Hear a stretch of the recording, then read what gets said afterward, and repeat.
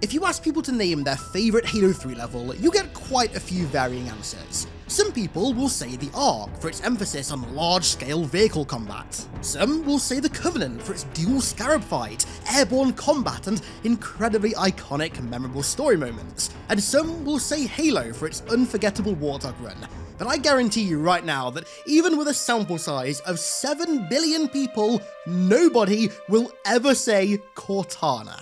Now, I'm a weirdo who doesn't outright hate Cortana, but it's kind of agreed upon as definitely Halo 3's worst level, and some might even say the worst level in the entire Halo trilogy. And you know what? Bungie agree with that sentiment. When asked about the level, Paul Batone, who was Halo 3's lead mission designer, said, "I don't think we did great there. It's a kind of half-baked mission that needed to be there for the story, so we sort of just threw it together, but I would have preferred not to do that." So to all you Cortana haters out there, this is your moment of vindication. But what if I told you that Cortana wasn't always a terrible level? In fact, what if I told you that Cortana was almost Halo 3's greatest level? Well, buckle up Buttercup, because today we're diving into the secret and rather sad history of Halo's worst level. So, Halo 3's campaign started out a lot bigger than what we eventually got. This is, by the way, entirely normal in game dev. Even games that have the smoothest of development start out really big before being scaled back, and Halo 3 was no exception. Quite a lot of Halo 3's original campaign sadly just never saw the light of day, like, for example, the infamous Guardian Forest and Forerunner City levels, which, by the way, if you want to see me cover, let me know down below in the comments. But even levels that did make it into the final game underwent drastic changes as well, a prime example being Floodgate. Don't worry, this is all very relevant to Cortana. So, the Floodgate that we ended up getting in the final version of Halo 3 was actually an amalgamation of two separate cut flood levels, Flood Void and Flood Ship. Flood Void mostly took the place of the Floodgate that we ended up getting. The level opened with the Flood Ship crashing in Void. A veil of dust and sand rolls across the city, plunging it into an artificial dusk, lit by a dim, blood-red sun. The humans become moving shadows within the pall, and other shapes now move amongst them.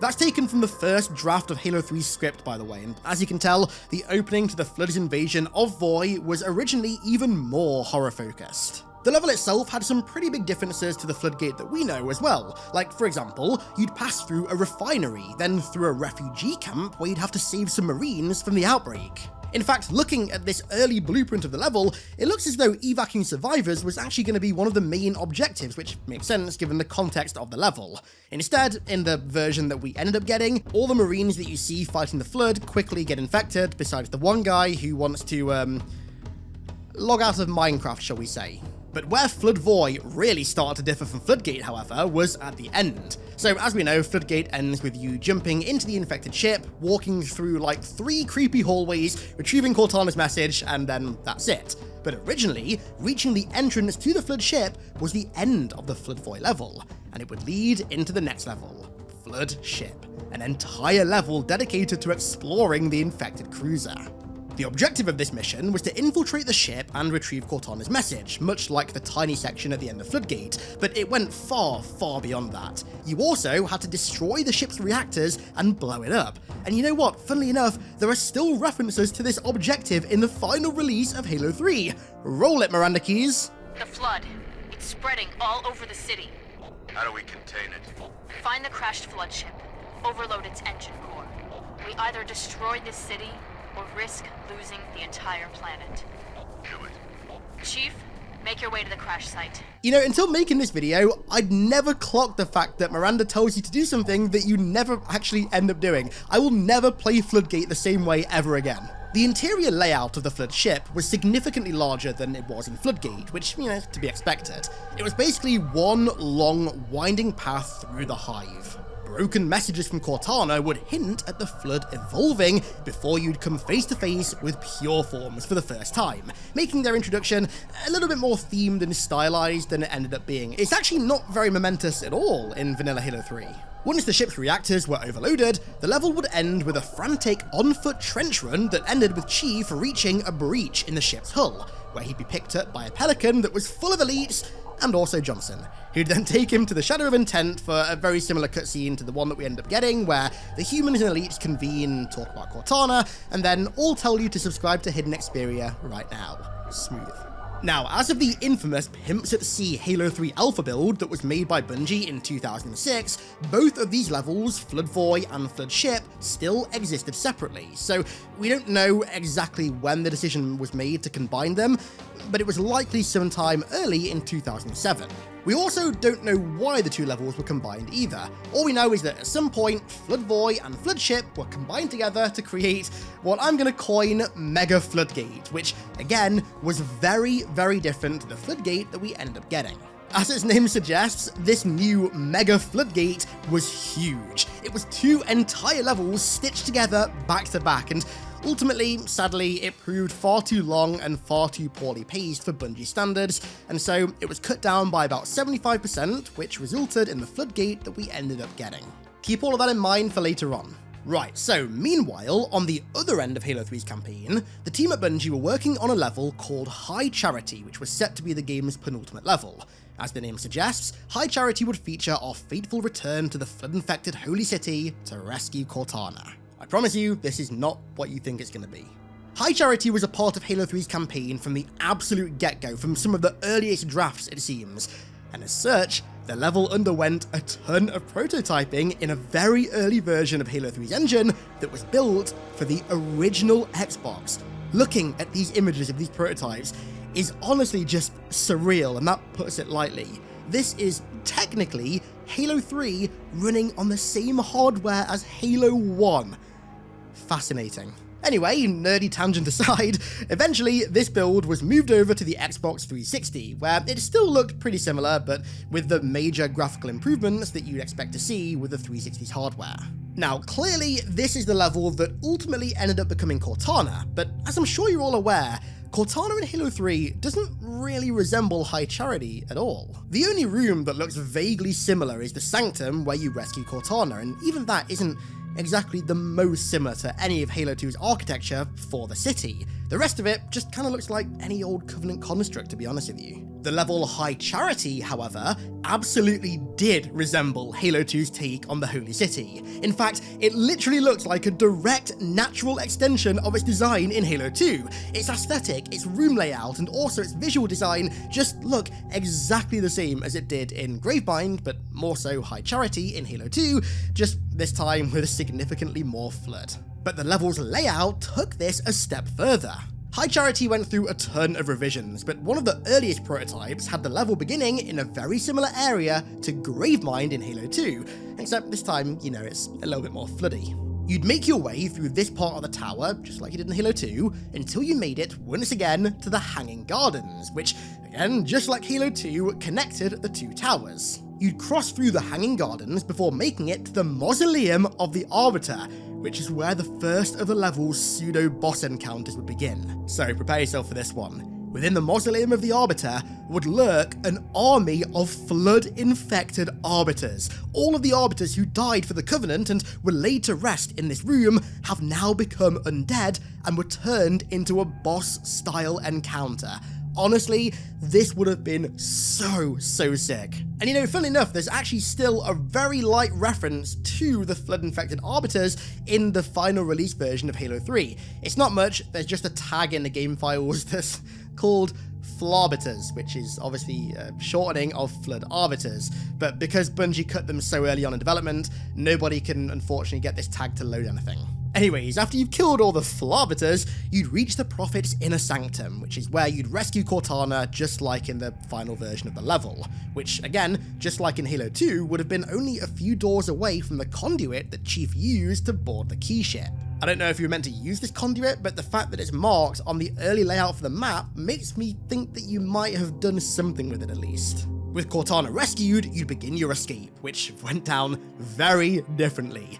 It was meant to end with a Scarab versus Gravemind boss fight. Yes, you heard me right. So, you'd fight back the way you came through hordes of flood until you reached the exterior of the Mausoleum of the Arbiter, where the Gravemind would suddenly appear. His putrid bulk spills from an opening below the mausoleum. His voice echoes throughout the cavernous space. Here, Cortana would spot a partially destroyed Scarab. You'd jump aboard and plug her into an access panel that was near its power core.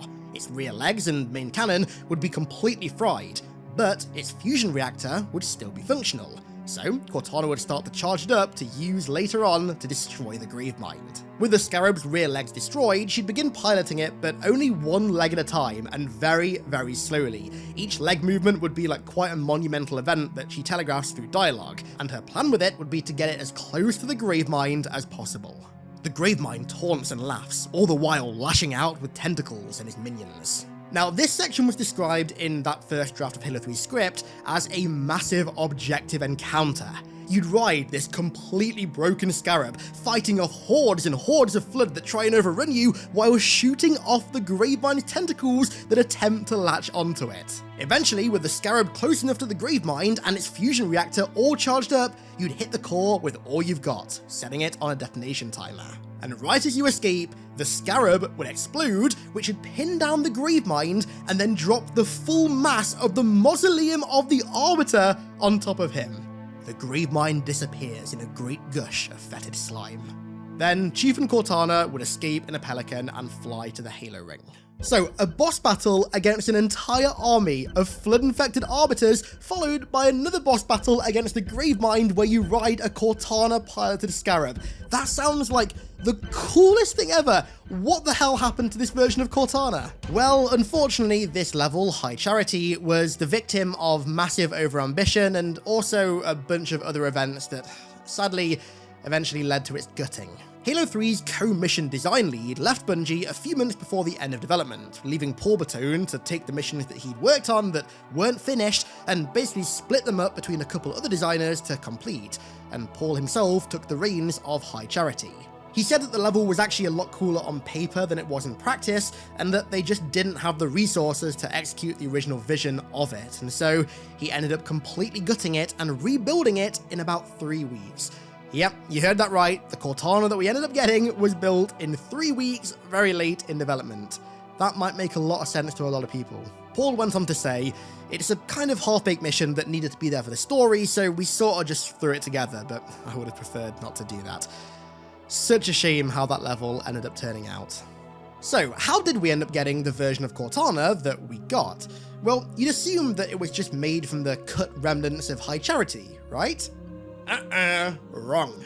Cortana was essentially the Flood ship level that we talked about earlier, reincarnated. I imagine Flood ship was another one of the levels that the co-lead that had kind of worked on but hadn't finished, so when he left and Paul made all the cuts, he decided to just reuse a load of that level's geometry and rooms and encounters and such to make Cortana. I mean, hell, the frantic on-foot trench run that was described as the ending to Flood Ship is almost precisely how Cortana ends in the final version of the game. And there's even one room in Cortana that's literally the bridge of a ship, which obviously has no place on High Charity. This is, by extension, also the reason why High Charity in Cortana in Halo 3 doesn't really resemble High Charity in Halo 2 at all. Originally, it was going to be so similar that it would have felt like you were retracing your steps from the previous game, except with 1,000,000,000% more Flood, which I absolutely love, but sadly, that never came to be. In fact, as far as I'm aware, the only remnant of Halo 3's High Charity level in the game is the newly modelled Mausoleum of the Arbiter that you can see off in the distance on the other side of the lake. That same Mausoleum of the Arbiter that would have fallen and crushed the Gravemind. It's quite cool looking at that now, knowing what it was originally intended to do. According to Bungie, as Cortana was being rebuilt in those 3 weeks, the level's length was also increased by 75% to better align with the narrative stakes in the story, which makes sense because despite being a mid-level, and I say that as somebody who loves Cortana, it's a very important level narratively.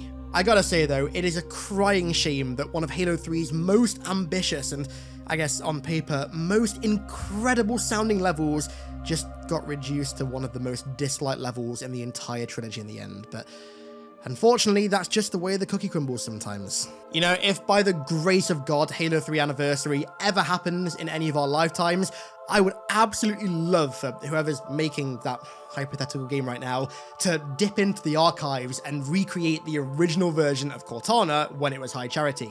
Do it really respectfully and very much in line with Bungie's original plans, and execute that original vision that Paul didn't have the resources or time to execute, because I guarantee if that was done faithfully, it would be incredible. I don't know a single person out there that would have an issue with whoever made this, again, hypothetical game, improving a level that 99% of people just don't enjoy and that sounded so much cooler in its earlier prototypes. You know, actually, on that topic, maybe at some point soon, I'll make a video about Halo 3 Anniversary and talk about, like, how I do it, the importance of such a project, etc, etc. That could be pretty fun. But for now, that's the secret and, well, frankly depressing history of Halo's worst level. The level that was likely only a few weeks away from being one of Halo's most beloved and memorable levels of all time, that ended up being reduced to one of its worst. Despite that rather solemn ending, I hope you guys enjoyed this video. If you enjoyed and you want to see me cover more cut content in the future, then make sure you like and sub and leave a comment and all that good stuff. Cut content in like any medium is one of my absolute biggest fascinations, but specifically in gaming, right? I just love looking at what could have been with my favorite games, and I'd absolutely love to cover more cut Halo content in the future, and again, go down kind of an alternate timeline and look at what could have been with certain campaigns and games and all that stuff. So if you enjoyed this video and you'd like to see me cover some more cut content and also the lore that intertwines with that cut content, then let me know down in the comments. And with that said, let's round this video out there. I want to give a huge thank you to all of my amazing patrons for the continued support over there, as per usual. Thank you all so much, and thank you all so much for watching, guys. I really do appreciate it. I hope you enjoyed, and I'll catch you all in the next one.